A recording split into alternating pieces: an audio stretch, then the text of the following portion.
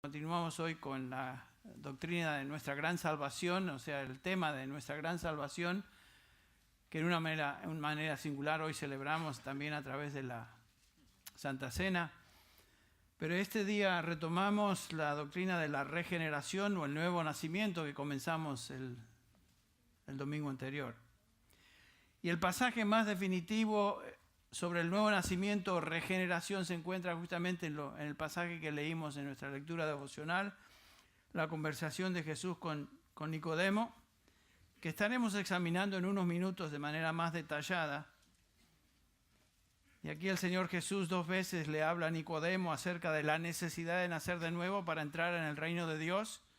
Versículo 3, respondió Jesús y le dijo, en verdad te digo que el que no nace de nuevo no puede ver el reino de Dios. Y aún más específico, en el versículo 7, no te asombres de que te haya dicho es necesario nacer de nuevo. Es un principio y una enseñanza clara en la Escritura, que nadie puede ver el reino de Dios, o sea, ser salvo, sin nacer de nuevo. En otras palabras, sin ser radicalmente transformado en su interior. Cada vez que hablamos de la salvación tenemos que comenzar entonces recordando o reconociendo el hecho de la condición de todo ser humano en su estado natural. En otras palabras, su incapacidad total para llegar a salvación por sí mismo. Este reconocimiento, por supuesto, incomoda al ser humano porque le confronta con esa incapacidad de llegar a Dios para cambiar su situación tan trágica en la cual él se encuentra, que es obviamente de total incapacidad y muerte espiritual. En varios pasajes, la semana pasada hemos observado que la Biblia presenta al hombre, a todo ser humano, como dominado por el pecado y en camino a un juicio eterno, separado de Dios. En 1 Corintios 2:14, un pasaje clave en esto, el apóstol Pablo nos dice que el hombre natural, o sea, el hombre en su condición natural, no acepta las cosas del Espíritu de Dios porque para él son necedad y no las puede entender porque se disciernen espiritualmente. Sin el Espíritu de Dios no se puede entender. En Efesios 4:17, Pablo, el tema paralelo, lo mismo, dice, esto digo pues y afirmo juntamente con el Señor que ya no andéis así como andan los gentiles, en otras palabras, la gente que no conoce a Dios, en la vanidad de su mente, entenebrecidos en su entendimiento, excluidos de la vida de Dios por causa de la ignorancia que hay en ellos, por la dureza de su corazón. Alguien dirá, tal vez, o piense, ciertamente, Henry, hay gente buena en el mundo, personas religiosas, personas que hacen el bien, y a nivel humano, sin duda, hay personas mejores que otros o otras. Pero delante de Dios nadie llega a ser acepto por Él por su propia bondad, por sus méritos, por sus obras. Claramente, Romanos 3 nos dice el apóstol Pablo, en este veredicto claro de nuestra condición sin Dios, dice, no hay justo ni aun uno. Noten cuántos no hay. No hay quien entienda, no hay quien busque a Dios. Todos se han desviado, a unas se hicieron inútiles, no hay quien haga lo bueno, no hay ni siquiera uno. O sea, que no hay buenos. Si uno es bueno, humanamente bueno comparado con otro, pero no bueno lo suficiente para ser acepto delante de Dios. Romanos 8:7, el apóstol Pablo otra vez, dice ya que la mente puesta en la carne, o sea, una persona que vive en la carne no conoce a Dios, es enemiga de Dios porque no se sujeta a la ley de Dios y noten esto, pues ni siquiera puede hacerlo. El hombre en su condición natural no puede obedecer la ley de Dios, no puede. Los que están en la carne, el versículo 8, o sea, los inconversos, no pueden agradar a Dios. Todas estas descripciones del hombre natural se pueden resumir en las palabras de Pablo en Efesios 2:1, y Él os dio vida a vosotros, que estabais muertos en vuestros delitos y pecados. El hombre natural está no simplemente enfermo o incapacitado con ciertas limitaciones intelectuales o lo que sea, sino que está muerto. Excluido, dice Pablo, de la vida de Dios, por tanto es incapaz de hacer nada para relacionarse con Dios. Los muertos no pueden hacer nada, ese es el punto. Esta es la desesperada condición del hombre en su estado natural. Está muerto, no puede hacer nada para salir de esa situación a menos que alguien o algo de afuera intervenga. Y si alguien va a ser salvo, la vida tiene que venir de afuera. La obra de salvación entonces comienza con la regeneración. Antes de que alguien responda al Evangelio, antes de que alguien pueda arrepentirse, antes de que alguien pueda creer, Dios tiene que intervenir y darle vida. Por eso Efesios 2 comienzan, y Él os dio vida a vosotros cuando estabais muertos en vuestros delitos y pecados. Y Pablo no introduce la fe sino hasta el versículo 8 que dice, por gracia sois salvos por medio de la fe. Y esto, ni aun esto de vosotros, pues es don de Dios. Ahora, como introducción, esa fue la introducción, vamos ahora sí al pasaje que estamos consultando, que comenzamos la semana pasada, Santiago 1, particularmente el versículo 18, Santiago 1, 18. Dice así el autor, Él, hablando de Dios, el Padre de las luces, del versículo 17, Él de su voluntad nos hizo nacer por la palabra de verdad para que seamos primicias de sus criaturas. Dios nos hizo nacer, Él nos creó, Él nos resucitó, Él nos dio vida. Esa es la idea de la regeneración. La última vez vimos la naturaleza de la regeneración y examinamos qué es la regeneración. Y vimos que la regeneración es el acto de dar vida espiritual a uno que estaba espiritualmente muerto. También comenzamos a examinar en este pasaje la fuente de vida y vimos que el que da vida, el regenerador, es Dios. Él, Dios, de su voluntad nos hizo nacer. Dios. En el versículo anterior, el 17, Santiago nos dice que toda buena dádiva y todo don perfecto viene de lo alto, desciende del Padre de las luces. Y noten que Dios se describe acá como el Padre de las luces. Él es quien causa y origina la luz donde hay tinieblas.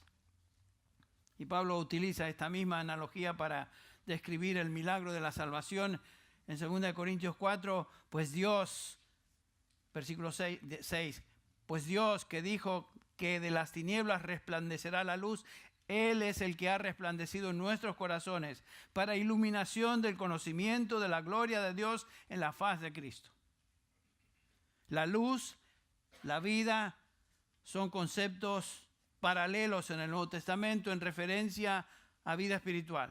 Dios es el creador de la luz y Él es el creador de la vida, tanto física como espiritual.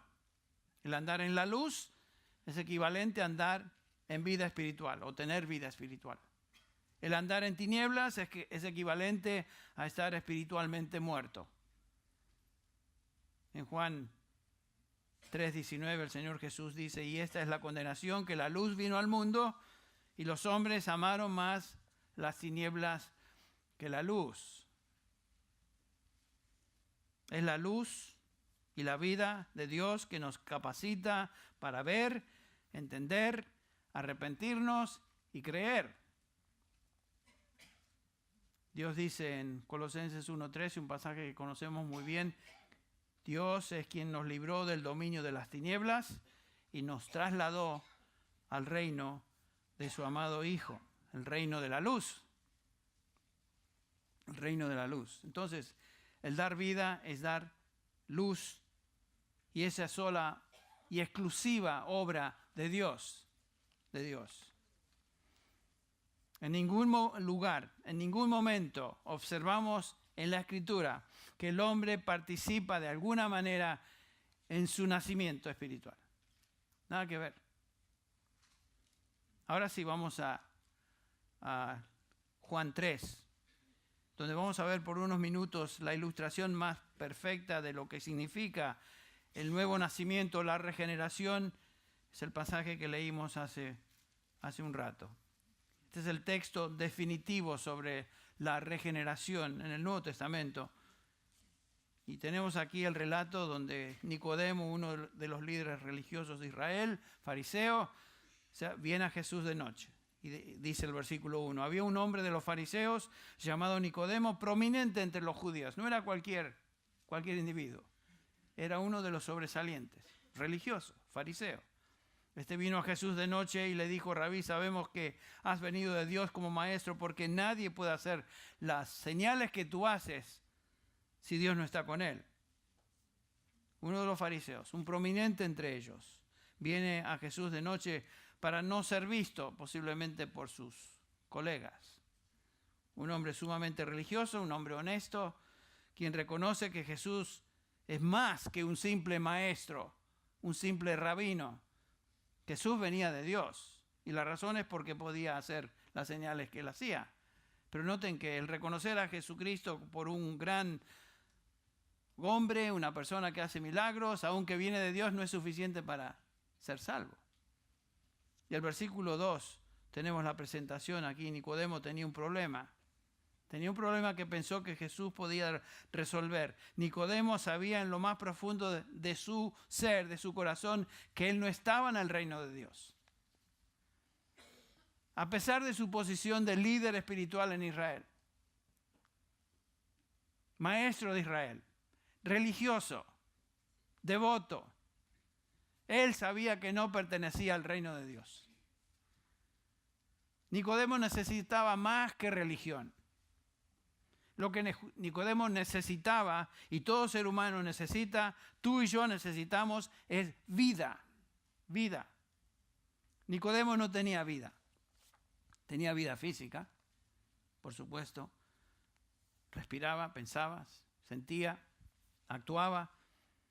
Él había sido creado como hombre por Dios, con vida física, pero evidentemente Jesús sabe que Nicodemo está espiritualmente muerto a pesar de todo su celo religioso, a pesar de toda su devoción, a pesar de todo su conocimiento sin duda de la ley. Jesús sabe que todo ser humano está en una condición de muerte espiritual. ¿Recuerdan ustedes el pasaje en Lucas 9 donde había un discípulo que le seguía y Jesús le dice a este discípulo en 9:59, sígueme? Pero este discípulo le dijo, Señor, permíteme primero que vaya a enterrar a mi padre.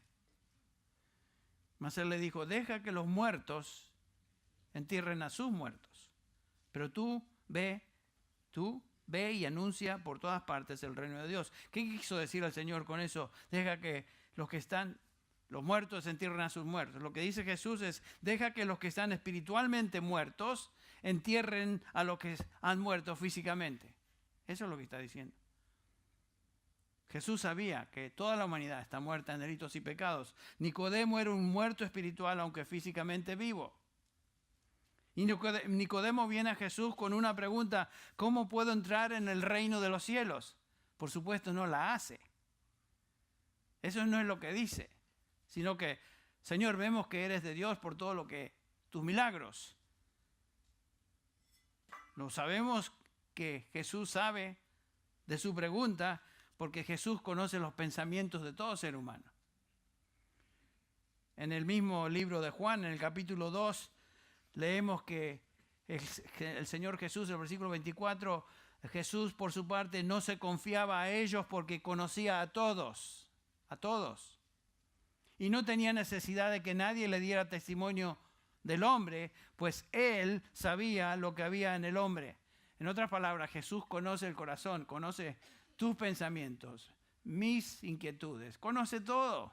Antes de que vengamos al Señor con nuestras peticiones o preguntas, ya las sabe Él. Y noten el versículo 3 del capítulo 3, que no tiene nada que ver con las palabras de Nicodemo. En el versículo 2, Jesús sabía qué es realmente lo que Nicodemo tenía detrás de su encuentro con él. Venía con una pregunta. Este hombre quería saber cómo entrar en el reino de Dios. Nicodemo quería saber cómo ser salvo.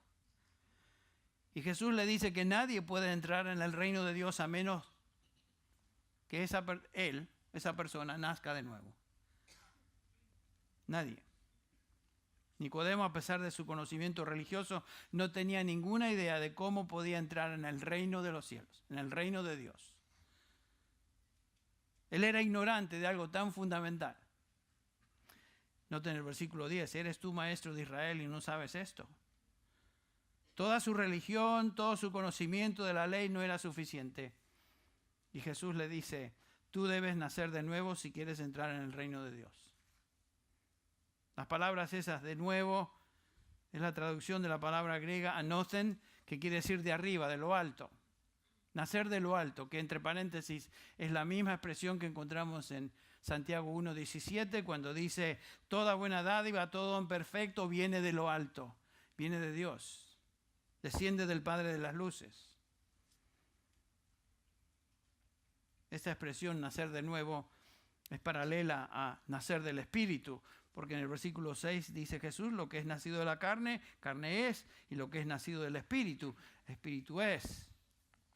La verdad fundamental, la verdad básica que el Señor expresa aquí es que para entrar en el reino de los cielos, uno debe nacer de lo alto, debe nacer de Dios, por medio del Espíritu de Dios. Ahora noten lo siguiente, y esto es muy interesante, que el Señor no le dice a Nicodemo cómo debe nacer de nuevo. No le da pasos, 1, 2, 3, ABC. Las 4 leyes espirituales, aquí están. No.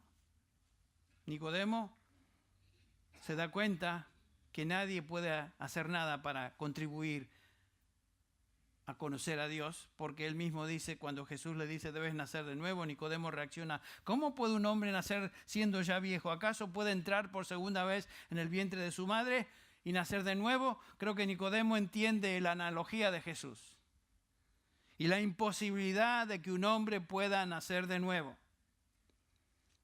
Y el Señor continúa explicándole la frase de nacer de nuevo, nacer de lo alto. El versículo 5, en verdad te digo que el que no nace de agua y del Espíritu no puede entrar en el reino de Dios. Lo que es nacido de la carne, carne es, lo que es nacido del Espíritu, Espíritu es. No te asombres de que te haya dicho, os es necesario nacer de nuevo. ¿Qué es eso de nacer del agua y del Espíritu? Obviamente Jesús hace referencia a un pasaje del Antiguo Testamento que sin duda Nicodemo conocía, por lo menos en teoría. Ezequiel 36. Sin duda Nicodemo estaba familiarizado. Este es el texto principal en el Antiguo Testamento sobre el nuevo nacimiento. Donde leemos, por ejemplo, en el versículo 26, este es Dios quien habla, hablando de los suyos, particularmente cuando Israel venga y sea salvo, y toda la nación. Además os daré un nuevo corazón, dice el versículo 26, y pondré un espíritu nuevo dentro de vosotros. Quitaré de vuestra carne el corazón de piedra y os daré un corazón de carne. Pondré dentro de vosotros mi espíritu y haré que andéis en mis estatutos y que cumpláis cuidadosamente mis ordenanzas. Este es el pasaje del Antiguo Testamento que habla del nuevo nacimiento. La nueva vida, la transformación que un pecador experimenta en el nuevo nacimiento. Y noten que Dios es el que actúa. El hombre no tiene nada que ver con esto. Os daré un nuevo corazón. Pondré mi espíritu dentro de vosotros. Os haré andar en mis estatutos. Es la obra de Dios. Esta es la regeneración soberana de Dios actuando en el corazón del pecador. Viene de lo alto, viene de arriba, viene de Dios. En Jeremías 24:7 otra vez leemos una idea similar. Dice, y les daré un corazón para que me conozcan, porque yo soy el Señor, y ellos serán mi pueblo, y yo seré su Dios, pues volverán a mí de todo corazón. Es la obra de Dios, solamente Dios puede hacer eso. Nicodemo no tenía vida de arriba. No tenía el Espíritu Santo. Nicodemo tenía religión. Muchos venimos a la iglesia con nuestras ideas, nuestros conceptos, y éramos religiosos tal vez. Algunos tal vez aquí en este lugar sea un gran religioso, o por lo menos piense que es religioso. Eso no es suficiente para ser acepto por Dios. Nicodemo necesitaba ser regenerado por la intervención soberana, sobrenatural de Dios en su vida, que no tiene nada que ver con ninguna actividad humana. Otra vez, el versículo 6 lo hace claro: lo que es nacido de la carne, carne es. O sea, todo lo que el hombre puede producir es producto de la carne, no del espíritu. Y lo que es nacido del espíritu, espíritu es. La condición natural de todo ser humano sin esta intervención divina es muerte, y ningún muerto puede producir nada. Nada. Algunos piensan que si se predica un evangelio con mucha carisma, una linda música de trasfondo y luces tal vez interesantes y un llamado a gritos a venir al frente, de alguna manera la gente va a venir. Nada que ver. La obra es de Dios, independientemente del ser humano. No tiene nada que ver con actividad humana. Dice Dios: yo lo haré, yo daré un corazón nuevo, yo haré que me conozcan y yo pondré mi espíritu en ellos. Que se nos quite de la cabeza que participamos en algo en nuestra salvación. Tonteras. Algunos se preguntarán: bueno, ¿cómo puedo hacer eso? O ¿qué hago para eso? Y Jesús no le dice cómo nacer de nuevo, pero ese es justamente el meollo del asunto. Tú no puedes hacer nada para nacer. Y noten la ilustración en el versículo 8. El viento sopla de donde quiere y oye su sonido, mas ni sabes de dónde viene ni a dónde va. Así es todo aquel que es nacido del Espíritu. Respondió Nicodemo y le dijo: ¿cómo puede hacerse esto? Una vez más, el Señor no le dice a Nicodemo cómo nacer de nuevo, sino que le habla de la obra del Espíritu en la regeneración. Y esa obra del Espíritu es soberana. Jesús le está diciendo a Nicodemo: tu problema es que estás muerto y necesitas vida, limpieza espiritual, renovación, transformación que solo el Espíritu de Dios puede causar y realizar en ti. Es una intervención soberana y milagrosa de Dios en la vida de un pecador como tú, Nicodemo. Entonces, ¿qué hacemos cuando compartimos el Evangelio, cuando hablamos del Evangelio, cuando testificamos del Evangelio a Nicodemos como este? ¿Qué hacemos? Bueno, en primer lugar, si seguimos el patrón del Señor Jesús acá en esta enseñanza, le tenemos que subrayar el hecho de la incapacidad humana para entrar en el reino de los cielos, que es justamente lo que Jesús hace con Nicodemo. Es imposible entrar en el reino de los cielos. ¿Podemos dirigir el viento? No. ¿Podemos decirle a dónde ir? No. ¿Podemos acaso manipular al Espíritu Santo de alguna manera? No. Entonces, ¿qué hacemos? Bueno, llegamos hasta aquí y ya no hay más que decir. Estamos todos fritos. ¿Qué hacemos? Porque esa es la situación. Estamos hablándole a muertos, espiritualmente muertos. Bueno, no, ahí no termina todo. Le hacemos ver su condición de imposibilidad de alcanzar a Dios, pero la respuesta viene en el versículo 14. A partir del 14, dice Jesús: y como Moisés levantó la serpiente en el desierto, así es necesario que el Hijo del Hombre sea levantado, sea exaltado. Y por supuesto es una referencia también a su muerte en la cruz, para que todo aquel que en él cree no se pierda, mas tenga vida eterna. Entonces, ¿qué hacemos? Exaltamos al Señor, presentamos el Evangelio, exaltamos a Jesucristo, que es el único camino, el único mediador entre Dios y los hombres. No tratamos de manipular el corazón o las emociones de las personas o forzarlos a nada. Ese no es nuestro trabajo. Nuestra responsabilidad es presentar el Evangelio, predicar el Evangelio, hablar el Evangelio de Jesucristo y llamar al pecador a creer. Todo ser humano es responsable delante de Dios, Romanos 1:20. Todos somos responsables. El hombre es responsable delante de Dios y la verdad de Dios por medio de la creación, y es responsable delante de Dios por medio de su propia conciencia y corazón, sabiendo entre el bien y el mal que Dios ha puesto en él. De tal manera, dice Pablo, que no tienen excusa. Que no tienen excusa. Por más que te digan, yo soy ateo. Ateo hasta que comienzan los problemas.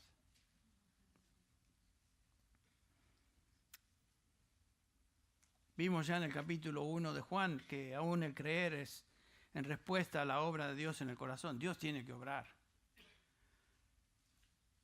¿Se acuerdan? Capítulo 1 de Juan dice el versículo 12, pero a todos los que le recibieron les dio el derecho de llegar a ser hijos de Dios, es decir, a los que creen en su nombre, que no nacieron, noten esto, ahí está, deben creer, ¿no? Claro. Que no nacieron de sangre, ni de voluntad de la carne, ni de voluntad de hombre, sino de Dios. O sea, Dios tiene que intervenir. Dios tiene que hacer nacer de nuevo. Dios tiene que causar tanto el querer como el hacer por su buena voluntad. Filipenses 1:13. Es Dios que tiene que hacer eso. Esta es la nueva creación, es obra de Dios. A uno o en uno que está espiritualmente incapaz de llegar a Dios. Dios tiene que obrar. Pero nuestra responsabilidad es decirle al pecador que lo que Dios dice en su palabra. Es todo lo que debemos hacer. Por eso en el versículo 16 tenemos el Evangelio presentado, porque de tal manera amó Dios al mundo que ha dado a su Hijo unigénito para que todo aquel que en él cree no se pierda, mas tenga vida eterna. Todo lo que podemos hacer es hablar el Evangelio, llamar a los hombres a creer el Evangelio. Eso es levantar al Hijo del Hombre, Jesucristo, así como Moisés levantó la serpiente en el desierto, para que el que crea en Él tenga vida eterna. Esa es nuestra parte, proclamar el Evangelio.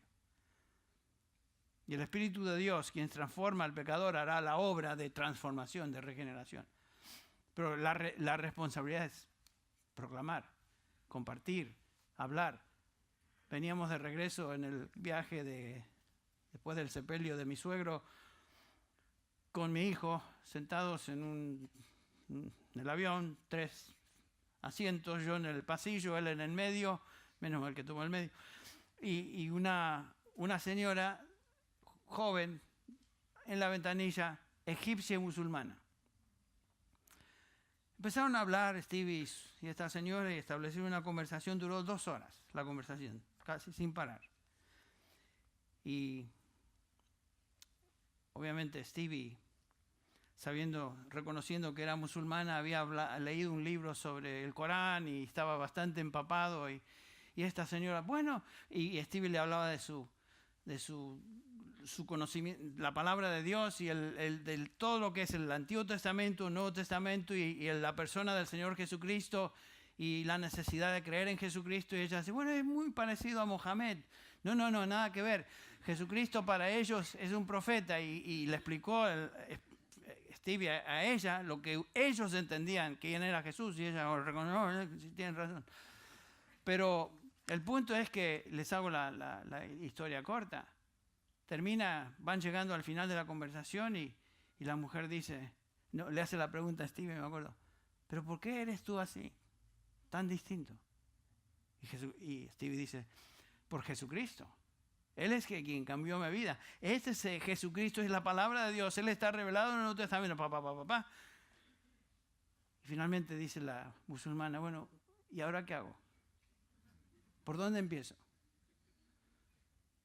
Él la llevó a los evangelios y ya casi se acabó el viaje. Yo no sé qué va a pasar con esta mujer, pero eso no fue casualidad. El punto que estoy tratando de ilustrar es que la responsabilidad nuestra es hablar el Evangelio. La responsabilidad del Espíritu Santo es transformar. Y como veremos, Dios utiliza su palabra para transformar, que es justamente el elemento que ahora Santiago subraya en el versículo 18. Hay un tercer elemento que Santiago subraya en este versículo, que es el medio de la regeneración. En otras palabras, ¿cómo es que un pecador es regenerado o ¿Qué medio utiliza Dios para regenerar? Dice Santiago, Él nos hizo nacer por la palabra de verdad. El nuevo nacimiento, la vida de Dios en el corazón no viene en un vacío, divorciado de todo contenido o verdad o información. Es por medio de la verdad que nacemos de nuevo. Nadie se convierte así en un vacío. Va caminando y de repente se le prende la luz y dice, ay, quiero seguir a Cristo. Eso no es, nadie viene así al Señor. ¿Qué hacemos entonces cuando nos confrontamos con un Nicodemo? Que esa mujer era una persona tal como Nicodemo. Cualquier ser humano sin Dios se representa en la vida de este hombre, Nicodemo, y lo primero que hacemos es subrayamos la incapacidad del ser humano para salvarse a sí mismo. Ella hablaba de mi religión, mi religión. Y Steve le dijo, no es tu religión, no es mi religión, es Jesucristo. Claro. Recalcamos la condición de muerte espiritual, separados de Dios, destituidos de la gloria de Dios. Y en segundo lugar, subrayamos la necesidad imprescindible del nuevo nacimiento. Y en tercer lugar, predicamos el Evangelio de verdad, el Evangelio de Jesucristo y la necesidad de creer en Él como el único Salvador. Cuando hacemos esto, estamos entonces dando lugar a la palabra de verdad, que es el medio que Dios utiliza para salvar. No sin Él. Esta frase es usada también por Pablo en Efesios 1, en varias ocasiones, pero Efesios 1:13 dice, en Él también vosotros, habiendo oído la palabra de verdad, el Evangelio de nuestra salvación. Noten que la palabra de verdad es el Evangelio de nuestra salvación. El mensaje o palabra de la verdad es el Evangelio de nuestra salvación. La salvación viene por medio del Evangelio. En Colosenses 1:5, otra vez Pablo dice lo siguiente, a causa de la esperanza reservada para vosotros en los cielos, de la cual oísteis antes en la palabra de verdad, el Evangelio. La palabra de verdad es equivalente al Evangelio. Nosotros no podemos dar vida a nadie, pero debemos dar a la gente la palabra de verdad, el Evangelio de Jesucristo, porque es el único medio que Dios utiliza para salvar. Y noten lo que dice el apóstol Pedro, 1 Pedro 1:23, pues habéis nacido de nuevo, no de una simiente corruptible, sino de una incorruptible, es decir, mediante la palabra de Dios que vive y permanece para siempre. Otra vez, el medio es la palabra. La palabra, lenguaje similar. Hemos nacido de nuevo por la palabra de Dios, por la palabra de verdad predicada o leída. El Espíritu de Dios hace su obra soberanamente como el viento va donde quiere y regenera, da vida a quien quiere. Pero el Espíritu de Dios utiliza la palabra. El cristiano proclama la palabra del Evangelio a toda criatura, llamando al pecador a creer el Evangelio. La proclamación de la verdad es crítica entonces en la salvación. Crítica. En Romanos 10, ustedes recuerdan, el apóstol Pablo nos enseña que nadie puede ser salvo hasta que entienda la verdad del Evangelio. Romanos 10:13 dice, porque todo aquel que invoque el nombre del Señor será salvo. Pero continúa Pablo diciendo, ¿cómo pues invocarán a aquel en quien no han creído? ¿Y cómo creerán en aquel de quien no han oído? ¿Y cómo oirán sin haber quien les predique?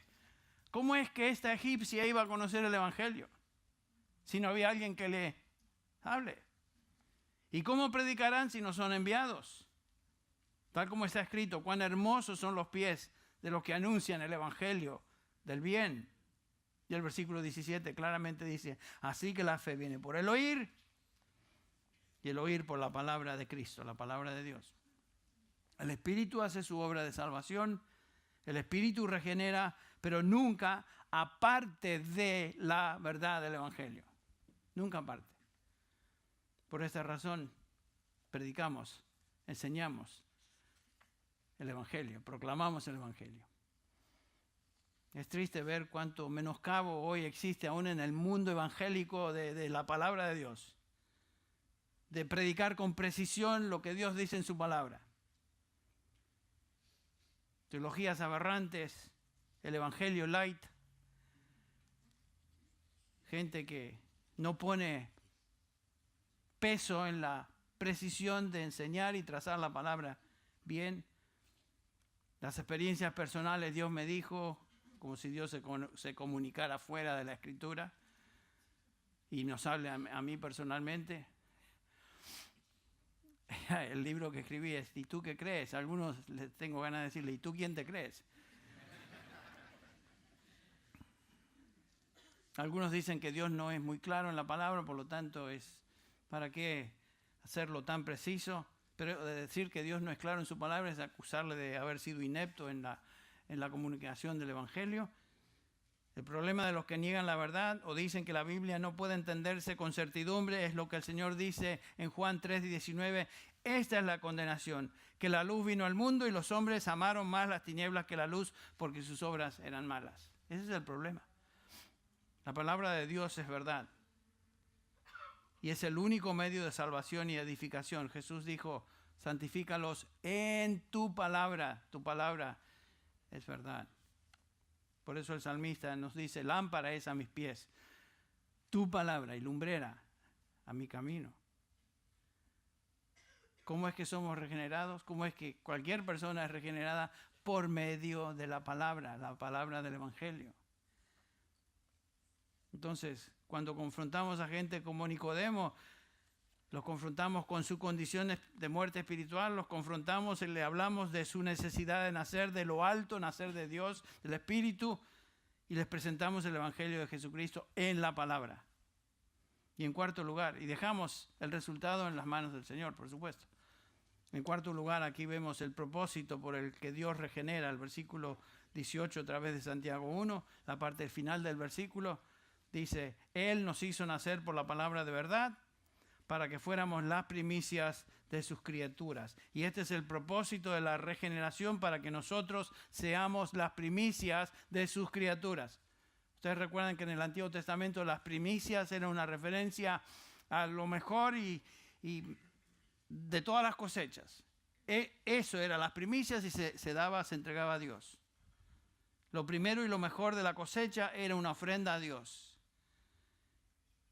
Y aquí nos dice Santiago que la razón que somos regenerados es para que con Él, como lo mejor, como una posesión especial de Dios, seamos las primicias de toda la humanidad. Él nos redime y nos regenera y nos lleva a gloria como sus primicias. Lo mejor, lo primero, ¿es porque hay algo bueno en nosotros? Es que Dios nos vio a nosotros y dijo, estos son de los míos, estos sí son buenos. No, es por pura gracia. Él nos escogió, Él nos salvó. Y lo hizo, nos redimió, nos regeneró para que seamos sus primicias con Él en gloria. Entonces la regeneración es dar vida nueva por el Espíritu Santo a una persona que está muerta. La fuente de la regeneración es Dios mismo, quien da vida por su Espíritu. El medio que Dios utiliza en la regeneración es la palabra de verdad, la palabra del Evangelio. Y el propósito final de la regeneración es que seamos llevados a gloria como sus primicias, las primicias de Dios. Gracias a Dios por ese propósito y meta final. El que comenzó la buena obra en nosotros, definitivamente la perfeccionará hasta ese día. Hasta ese día. Bueno, hoy estamos celebrando la Santa Cena y en preparación a participar de los elementos de la Santa Cena, que es una representación simbólica de la obra de redención de Cristo en la cruz. Antes de ello vamos a tener una palabra de oración. Voy a pedir que mis hermanos pasen, por favor, los que me van a ayudar con el reparto del pan y el vino. Y vamos a prepararnos para participar. Padre, te damos gracias en esta mañana por tu palabra que nos instruye, nos reta, nos desafía siempre, Padre. Siempre hay algo que podemos aprender que no conocíamos. Señor, gracias por esta nueva oportunidad que tenemos hoy de abrir tu palabra y estar juntos como pueblo tuyo, tus redimidos, estimulándonos unos a otros al bien, a las buenas obras. alrededor de tu palabra. Y ahora, Padre, bendícenos al participar de los elementos de la Santa Cena, recordando la obra de Cristo en la cruz. Señor, bendice a cada hijo tuyo, cada redimido, y Señor, toca el corazón de alguna persona que aún no te conoce. Causa en él tanto el querer como el hacer.